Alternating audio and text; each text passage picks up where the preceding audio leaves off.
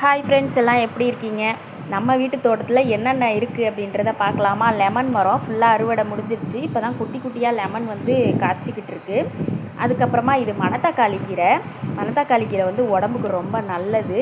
சரி, கொஞ்சமாக உடச்சிட்டு இப்போ பொரியல் பண்ணிக்கலாமே அப்படின்னு சொல்லிட்டு கொஞ்சமாக மணத்தக்காளி கீரை எடுத்துக்கிட்டேன். ஆனால் ரொம்ப ஃப்ரெஷ்ஷாக இருந்ததுங்க. இப்போ தானே பறிக்கிறோம், அதனால் ரொம்ப ஃப்ரெஷ்ஷாக இருந்தது.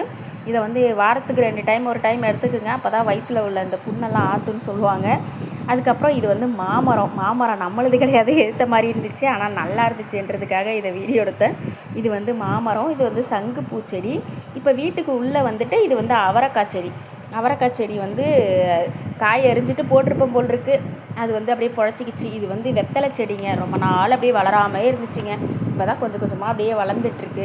அதுக்கப்புறம் இது வந்துட்டு காக்கரட்டான் வந்து ஆனால் கொடி மாதிரி படருது. ஆனால் என்னான்னு தெரியல எனக்கு. சரி இருக்கட்டும், இப்படியே வளரட்டுமே நானும் விட்டுட்டேன்.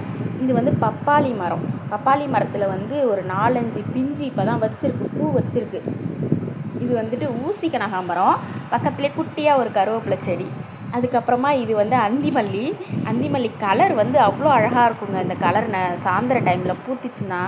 இது வந்துட்டு தக்காளி வந்து நிறைய செடி இருக்குது. ஆனால் ஒரு 2 காய் மட்டும்தான் இருந்துச்சு. அதுக்கப்புறமா கீரையை உடச்சிட்டு சரி பொரியல் பண்ணிடலாமேன்னு சொல்லிவிட்டு கீரையை அலச ஆரம்பிச்சிட்டேன். இந்த வீடியோ வந்து உங்களுக்கு பிடிச்சிருந்ததுன்னா லைக் பண்ணுங்கள், ஷேர் பண்ணுங்கள், கமெண்ட் பண்ணுங்கள், முக்கியமாக சப்ஸ்கிரைப் பண்ணுங்கள். ஏன்னா நிறைய பேர் வீடியோ பார்க்குறீங்க, சப்ஸ்கிரைப் பண்ணாமலேயே. சப்ஸ்கிரைப் பண்ணுங்கள். Bye friends.